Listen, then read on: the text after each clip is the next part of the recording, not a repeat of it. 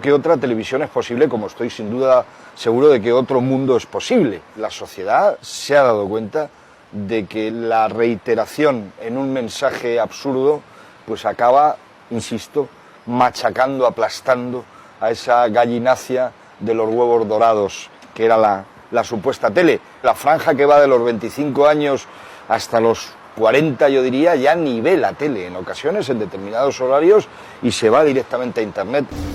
Os dije que os necesitaba como mecenas y me apoyasteis. No olvidaré esa sensación de iniciar un proyecto con la ilusión de saberte apoyado y querido por tantas y tantas personas. Hola Seawalkers, bienvenidos nuevamente a su noticiero Sigua News. Un nuevo capítulo hoy muy interesante como siempre. Trataremos temas esenciales que tienen que ver sobre la supervivencia, el preparacionismo y el bushcraft.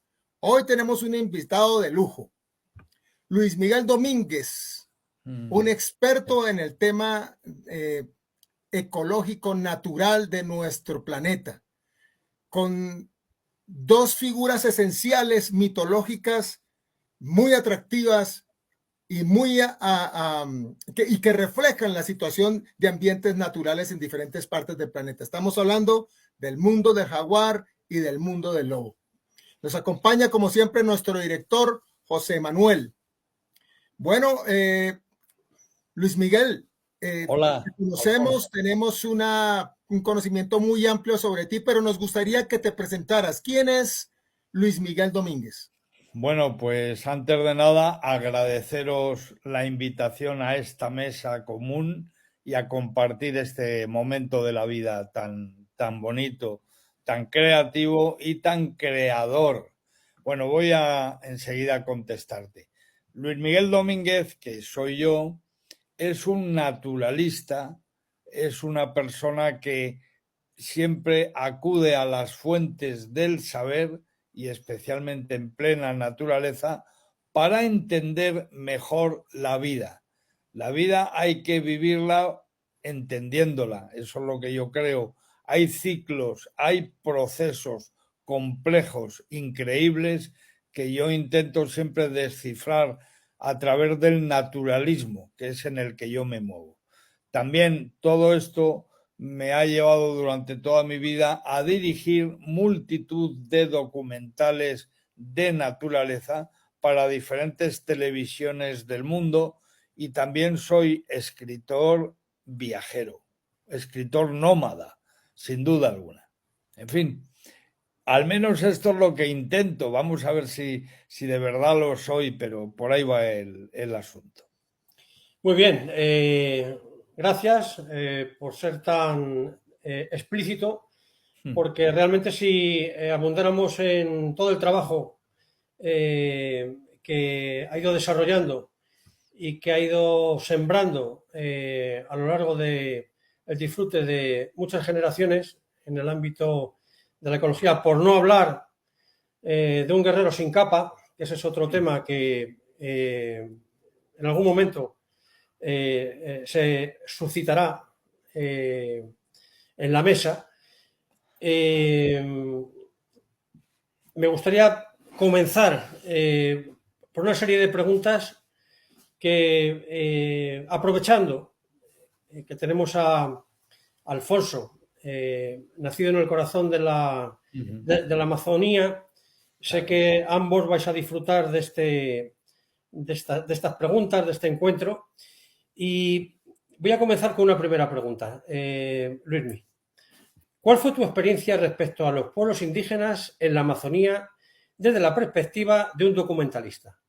Transcurridas ya casi 3 décadas de aquella experiencia, ¿qué futuro a corto, medio plazo auguras a estos grupos humanos? Bueno, yo me considero una persona muy afortunada porque la manera que yo tuve de iniciarme en el tema indigenista fue a través de un gran maestro, persona por la que yo profeso mucha admiración y mucho respeto. Esta persona es brasilera y se llama Sidney Pozuelo. Sidney Pozuelo es la persona que creó el Departamento de Indios Isolados del gobierno de Brasil. Sabéis que Brasil el tema indígena lo deposita directamente en el Ministerio de Justicia.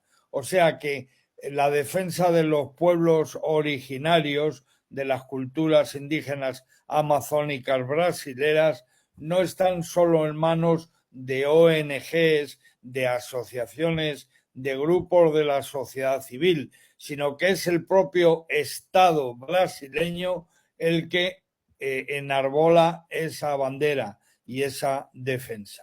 Y Sidney Pozuelo es la persona que dirige todo esto.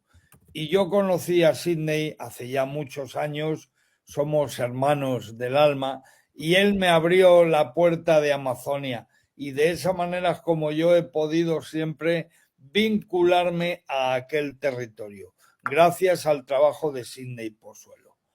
En uno de mis últimos libros se lo he dedicado a Sidney, ahí cuento su vida, lo titulo Pozuelo, el hombre que paró el tiempo. Y es un libro realmente bonito porque ahí cuento la historia dura de una persona enamorado de Amazonia, humanamente hablando, e intentando luchar contra el gran gigante de la destrucción amazónica. A los indígenas les hacía falta tiempo y Sidney para el tiempo y se lo entrega. O sea que realmente gracias a eso yo he podido tener un contacto con etnias isoladas, aisladas, cosa realmente que posiblemente alguien que nos esté oyendo dudará. Oye, Luis Miguel, en este tiempo en el que tenemos internet, estamos todos súper comunicados, la vida está globalizada, ¿me vas a decir que hay poblaciones todavía sin contactar? Pues claro que se lo digo, claro que sí, especialmente en toda la cuenca amazónica y los 8 estados que la componen, todos ellos tienen poblaciones de indígenas aislados. Colombia, Perú, Venezuela, Ecuador, Bolivia, Brasil, sin duda. Pero tenemos también culturas isoladas, por ejemplo, en la India o, por ejemplo, en el río Congo.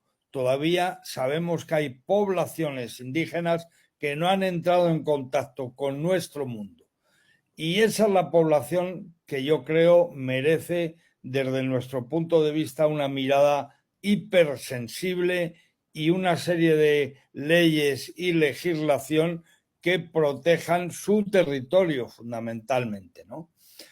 Son los pueblos aislados los tesoreros del gran patrimonio colectivo que atesoran de manera atávica y que no se puede perder de ninguna manera. Hay poblaciones Yanomami contactadas desde los años 70, lo sabemos, pero también sabemos que hay clanes Yanomami en Venezuela, por ejemplo, sin contactar, y en ciertas áreas de Brasil. Claro, digamos que en el escalafón de los indígenas, el indígena isolado, aislado, es el más vulnerable de todos ellos. Es ese grupo humano que realmente está amenazado por muchas cuestiones que todos conocemos.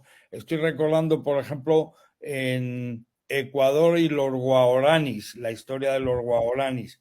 Los guaraníes que han resistido al envite petrolero que está ahí presente y tal, pues son precisamente esos clanes aislados, los Tagaeri concretamente, que son en el Parque Nacional de Yasuní, los que han aguantado la pelea y la lucha por su territorio hasta el día de hoy, ¿no?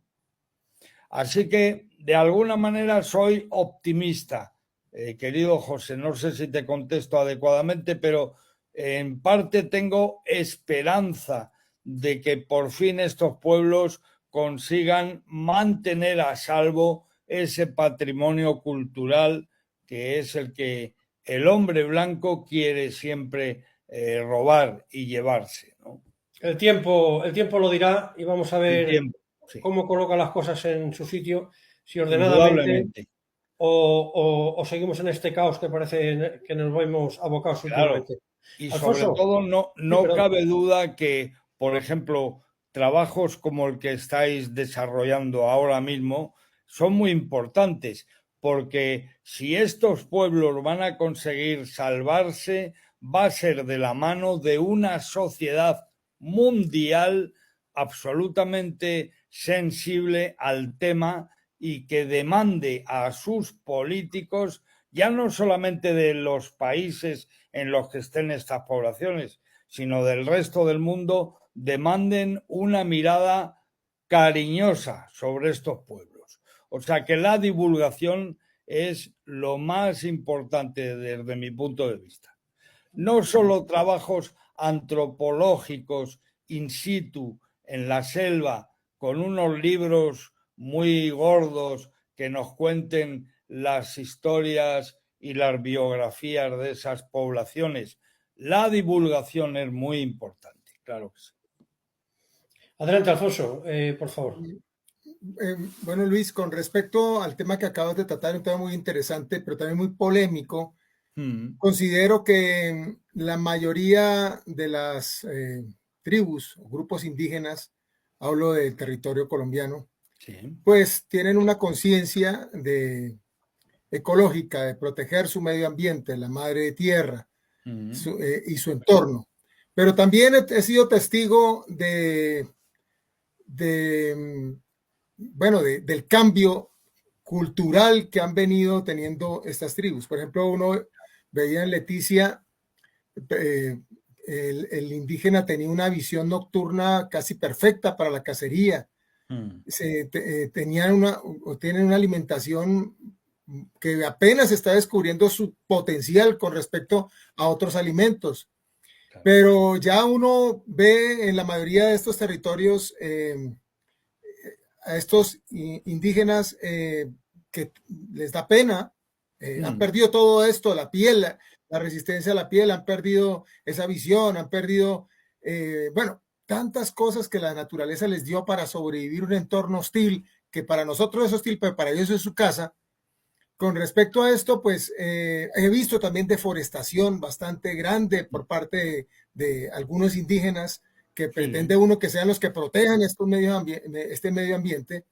Pero con respecto a tu experiencia, en el caso de los pueblos indígenas de la Amazonía, desde la perspectiva de un documentalista, teniendo en cuenta que tienes toda esa experiencia, todo ese bagaje, con más de, no sé cuántos años tiene tu experiencia, ¿qué futuro también a corto, mediano plazo, siendo muy, muy realistas con respecto a los hechos actuales, tú le aseguras a estos grupos humanos, a estos que habitan en un territorio como el Amazonas, que día a día está perdiendo hectáreas y hectáreas y hectáreas? El río está en niveles hoy, está a niveles históricos de sequía.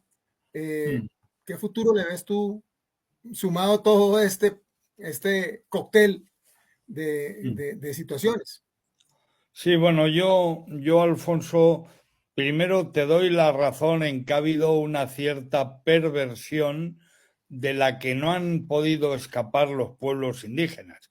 Aquí no se trata de emular al buen salvaje de Rousseau. Por cierto, creo que se equivocó. Yo no estoy nada de acuerdo con que el hombre es bueno por naturaleza. Yo no lo creo, sinceramente. Entonces, es verdad que he conocido muchas etnias que han acabado pervirtiéndose. Por ejemplo, grandes madereros, vendedores de madera tropical, son los Kayapó, pueblo del Alto Xingu, también en Brasil. Ellos son personas que en estos momentos trafican y están en contacto con traficantes de madera. Claro que sí. Pero dicho esto, y tenemos ejemplos en el trapecio amazónico, esa zona en la que se une Brasil, Perú y Colombia, la zona de Leticia o de Tabatinga en Brasil, ¿no? Pues esas son tierras en las que podemos ver a indígenas que se han pervertido ya, se han dejado llevar por la música de este capitalismo atroz que impera en todos los territorios. Pero dicho esto, vuelvo a repetir, todavía, aunque veamos un gran grupo étnico formado, característico y absolutamente poderoso, debemos pensar que lo que estamos viendo no es toda la verdad. A veces los países, los gobiernos han entrado en contacto con la mayoría de esa población, son lo que serían los indígenas contactados, pero quedan clanes, sin duda, en el interior de la selva que ellos mismos han decidido no contactar, que quieren tiempo, que a mí me dejen ustedes en paz. Bueno, entonces, sobre estos grupos es sobre los que creo que hay que trabajar en serio, porque todos los pueblos que conocemos realmente contactados a tope, todos ellos tienen una dimensión de indígenas isolados realmente impresionante. O sea que al final, en definitiva, lo que nos hace falta sobre todo es, vuelvo a repetirlo, el tiempo y la complicidad de toda una sociedad. Porque al fin y a la postre, la política la hacen personas como somos nosotros tres, personas normales y corrientes que deben ser influenciadas por el interés de una sociedad. Si la sociedad dice esto no se toca, pues eso no se toca, ¿no? Vamos a ver si eso es posible o no. Mira, yo he recibido en 2 días 2 noticias que me han disgustado muchísimo. Una me ha venido de Brasil y otra precisamente esta mañana de Perú. La de Brasil me habla de incendios en la selva amazónica brasilera y me habla de una sequía atroz, terrible. Y la de Perú me habla también de incendios sin control en Perú en estos momentos. Ahora mismo, en estos momentos, Perú tiene un problema muy serio. Yo vuelvo a decir lo de siempre. Los incendios no hace falta que tú los achaques a la sequía, a que hay demasiada biomasa que puede incendiarse. No, los incendios empiezan o no empiezan. Cuando tú pones la cerilla en un determinado sitio, lo haces intencionadamente. Sabemos, y esto es lo más importante, que los incendios amazónicos, todos ellos son programados, son buscados, son originados por intereses económicos, cuando no políticos, ¿no? Entonces, todo esto afecta de lleno a las poblaciones humanas, porque hablar de territorio es hablar de indígenas.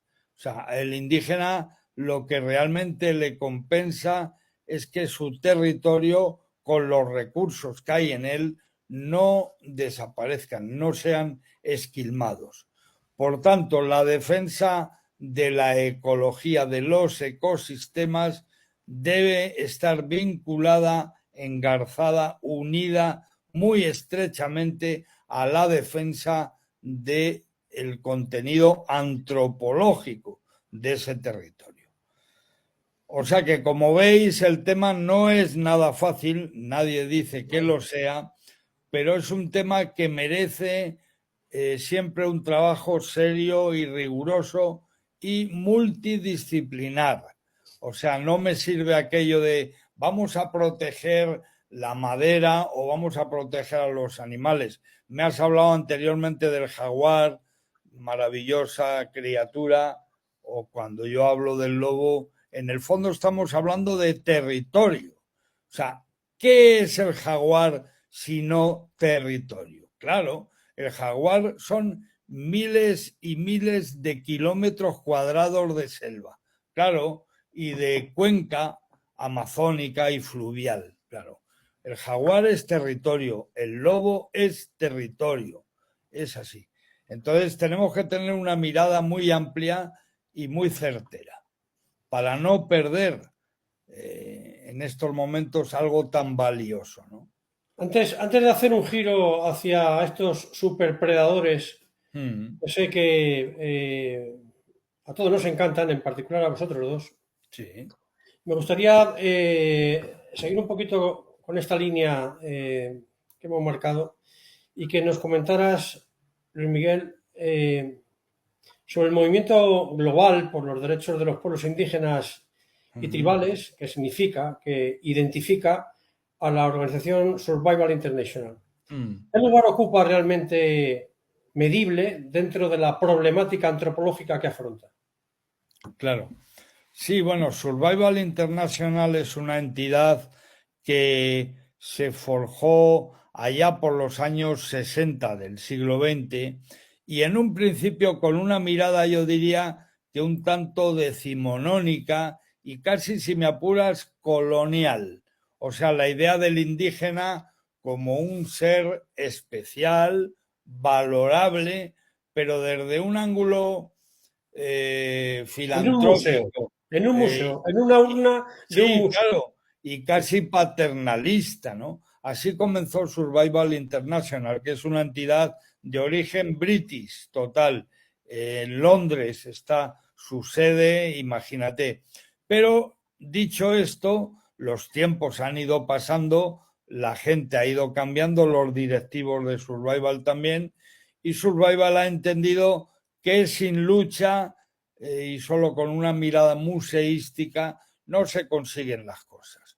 Entonces es verdad que hoy Survival está influyendo en mesas donde hay toma de decisiones y los países empiezan a entender que su mirada, como la mirada en materia de naturaleza de BBF o de otra gran entidad a nivel global, pues es una mirada que puede comprometer un determinado proyecto económico. O sea, el mal de estos pueblos, sobre todo, suele venir por macroproyectos petroleros o energéticos en general, hidroeléctricas y tal. Son proyectos que generan unos pingües beneficios que, sin duda, y valga la redundancia, benefician a 4 personas de todo un país, pero indudablemente esa es una cuestión que realmente hay que manejar desde el ángulo de la lucha, no teorizar tanto, luchar y hacerlo también a nivel jurídico, judicial. Estamos viendo que hay un montón de procesos abiertos en tribunales de Colombia, de Perú, de muchísimos países, en los que se está dilucidando precisamente si es lícito que una multinacional italiana, española o norteamericana haga negocio en el territorio de unos seres humanos, ¿no? Y eso es una cuestión muy fea. Por ejemplo, para venir a territorio doméstico, imaginaos por un momento que los presidentes de Colombia y de España se reúnen en una de tantas reuniones con intereses comunes, ¿no? Bueno, imaginaros en un momento determinado que el presidente de España le preguntara al presidente colombiano por el problema en una determinada selva de Colombia en la que hay un grupo indígena que está a punto de desaparecer por una incursión petrolera, por ejemplo. Bueno, pues es evidente que si esa pregunta se la hace un mandatario europeo a un colombiano, el colombiano seguramente va a decir, joder, ya están mirándome de cerca en esta materia. Bueno, pues ese tipo de influencias a nivel diplomático son importantes, que consigamos inyectarlas en la masa madre de la política internacional. O sea, si conseguimos meter en la agenda de los políticos el tema indígena, seguramente más de uno que hacía las cosas de aquella manera va a dejar de hacerlas, obviamente, ¿no? Es muy interesante el tema. nosotros como Sigua News y como Sigua hemos tomado la bandera para el próximo año. A propósito, si te es posible, eres cordialmente invitado. Hombre. Queremos hacer un congreso en coordinación con la caja de compensación del Amazonas. Claro.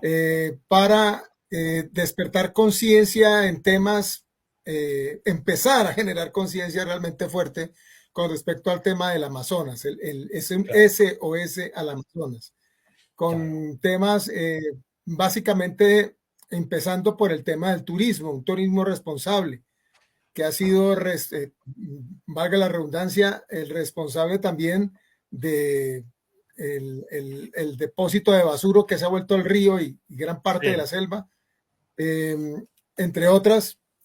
Pero en tu serie de televisión española, Amazonía, Última Llamada, que es básicamente ese planteamiento que le hacemos nosotros al mundo, de que el Amazonas requiere no mañana, hoy, ya, soluciones tangibles. Porque el tema es bastante grave. Y sobre todo el documental como Corus, Morir Matando, ¿en qué forma esto marcó tu visión antropológica del ser humano y cómo podíamos aplicarlo en el tema personal del Amazonas, que no es es un bien mundial? El Amazonas no es solamente de las tribus que están allá en la naturaleza, es un bien mundial para los beneficios que genera para el planeta. Correcto. Alfonso, te lo agradezco, todas las referencias que has hecho a mi trabajo, te lo agradezco de verdad. Voy a contestarte. Mira, yo soy de las personas que considera que la bioregión amazónica debiera ser tratada de una manera especial. Y me explico. Hace unos años se firmó el Tratado Antártico, ¿no?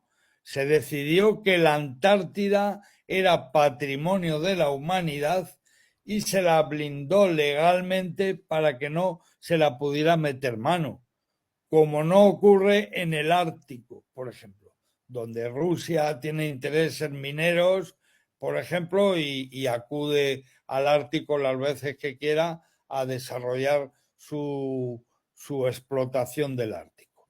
Pero la Antártida no. La Antártida decidió el planeta entero, los países que componen esta bola azul preciosa que es el planeta Tierra, decidieron firmar el Tratado Antártico. Bueno, mi opinión es que hace ya mucho tiempo que Amazonia debiera haber sido fruto también de un esfuerzo colectivo, de una mirada colectiva hacia ese territorio para blindarla, para protegerla, para cuidarla. Pero ¿sabéis por qué esto es realmente una quimera y es desde mi punto de vista una hipótesis que nos lleva a la utopía de cabeza? Precisamente por eso habría que pelearlo. Pues esto no avanzará nunca por una cuestión ultranacionalista.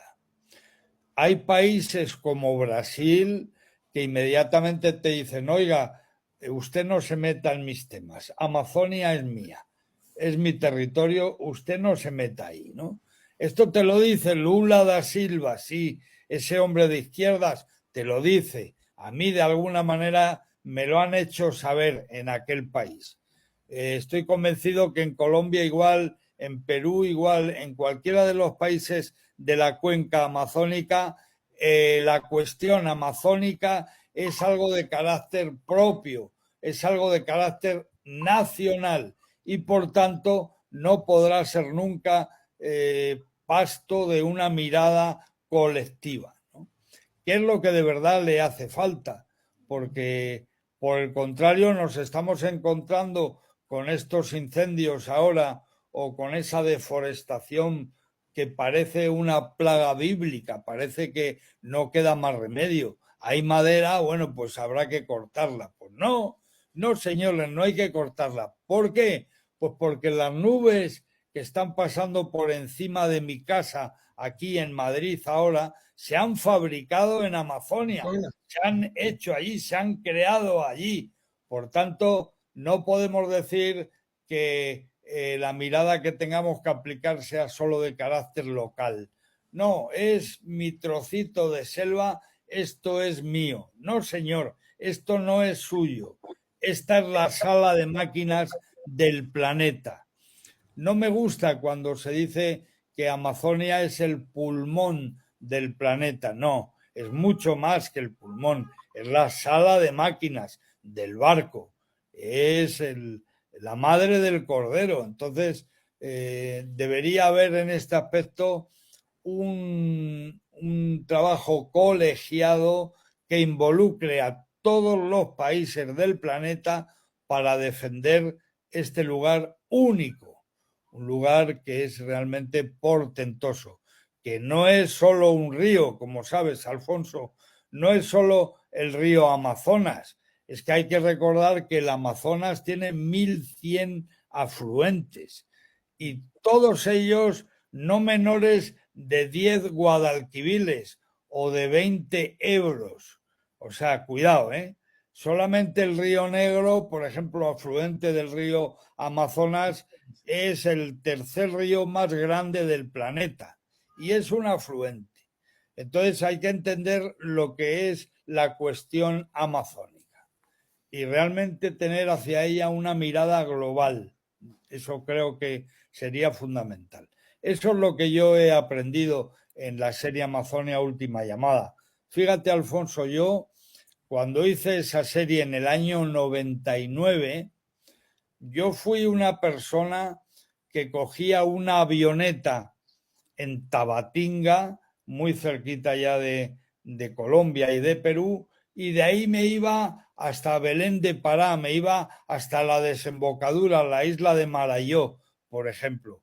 Es decir, volaba sin salir de Amazonia. Yo he hecho vuelos de 9, 10, 12 horas sin salir de la cuenca amazónica. No había en aquellos años en los que yo me entregué a hacer esa serie de televisión, no había nadie que supiera más de Amazonia que yo, porque yo era la persona que estaba lo mismo con el indígena isolado, el indígena aislado, que con otro indígena ya aculturado, que con un ministro del gobierno de Brasil o que filmando a la onza pintada, que es como se llama en Brasil al jaguar, ¿no? O sea, yo tenía ese panorama delante de mí y esa grandeza tan emocionante. Amazonia sobre todo te emociona, te atrapa, te abraza. Es un ecosistema muy emocionante, mucho. Pero seguimos igual. Desde el año 99 estoy convencido de que los aspectos fundamentales, las grandes amenazas, siguen y persisten ahí, están ahí. En política, por ejemplo, en Brasil se ha dado un fenómeno que veíamos venir. Es el fenómeno al que denominamos ahora mismo la bancada ruralista, que es el grupo político que tiene que ver con el desarrollismo de la agricultura brasileña, que manejan mucho dinero, mucha pasta, mucha influencia, y que a Lula da Silva le ponen contra las cuerdas cada 2 por 3. La bancada ruralista de Brasil es la culpable de la deforestación, por ejemplo, de un territorio impresionante que es el Mato Grosso. Mato Grosso no hay que olvidar, en portugués, Mato Grosso quiere decir selva grande, ¿no? La selva enorme, el Mato Grosso. Bueno, pues el Mato Grosso hoy está desapareciendo porque están plantando miles de hectáreas de soja, por ejemplo, esa bancada ruralista. Y tiene una gran fuerza y una gran importancia en la política actual de Brasil. Sí, sí, es el momento ahora de parar los pies a estos que vienen a esquilmar los recursos naturales de manera local, cuando en el fondo están acometiendo un trabajo terrible para el resto del planeta, claro, no cabe duda. Quisiera hacer aquí un comentario políticamente incorrecto sobre el tema de la explotación en estas zonas selváticas. No ya solo ocurre en el Amazonas, sino que pues ocurre también en Asia, en países como Tailandia, como Filipinas, donde las mafias precisamente están obligando a los pobladores, al pueblo allí naturalizado, a cambiar el modelo de agricultura, y están siendo obligados pues a plantar, por ejemplo, soja. Y curiosamente, estas plantaciones no van dirigidas hacia cumplir su función vital, que es la de alimentar a la población, sino que muy por el contrario, esto sirve pues para alimentar a una industria que supuestamente es verde, que supuestamente es muy bonita, que supuestamente es muy evolucionada, porque bueno, parece que aquí la única huella que se deja es la huella de carbono, el ser humano, y sin embargo se mira para otro lado usando este tipo de biocombustibles, poniéndolo como uno de los paradigmas de las soluciones. Entonces, no quiero abrir ese melón, porque ahí sí que nos meteríamos en lo políticamente incorrecto. Bueno, claro. Tendríamos casi que hacer un programa específico exclusivamente de esto, pero sí me gustaría que antes de trasladarnos 8.000 kilómetros y crucemos el Atlántico para dirigir un poco la atención hacia la península ibérica, que también tiene sus problemáticas, como es natural, y merece que le dediquemos su tiempo, me gustaría que hicieras algún comentario sobre ese documental de Corubos, Morir matando, y que sirva de hilo conductor para que entre ambos hagáis unos comentarios a la limón sobre el asunto de la pantera onca, ¿no? del jaguar. Sí. Porque es un animal mitológico, es un animal que yo he tenido oportunidad de convivir con ellos en la Reserva Natua, en Costa Rica. En fin, he visto cómo crecía desde su tierna infancia, digamos, uno de ellos. He visto la capacidad que tienen tremenda de emplear esos maseteros, esas mandíbulas tremendas, claro. Y cómo son capaces de triturar como el que se come una baguette de pollo, un fémur de una anta, es decir, de un tapir. Me gustaría, yo creo que la gente va a agradecer también que os extendáis un poquito en este animal, en este formidable animal, antes de pasar a esta segunda parte, como digo, en la península ibérica, que también va a ser muy interesante. Si me permites, para completar esto, lo que acaba de decir José, sí, efectivamente, y pienso que con esto podríamos unir los dos escenarios, y como lo expresamos en un principio, el mundo del jaguar y el mundo del lobo. Sí, efectivamente lo que dice José, el jaguar es considerado un ser mitológico por las diferentes culturas ancestrales, sobre todo en las Américas. Tiene una adoración especial, pero igual el lobo. El lobo ha tenido un papel importante en muchas culturas ancestrales. Hablemos, por ejemplo, de las culturas norteamericanas, la nórdica, el hijo de Loki en el Ragnarok. O cuando hablamos en la cultura romana, en los celtas, en todas estas culturas ha tenido una importancia ha sido muy importante. Uniendo estos dos factores porque tienen un común denominador. Ya lo acabas de decir, territorio. Necesitan territorio. Claro. Son seres extremadamente inteligentes, pero al mismo tiempo están en peligro de extinción.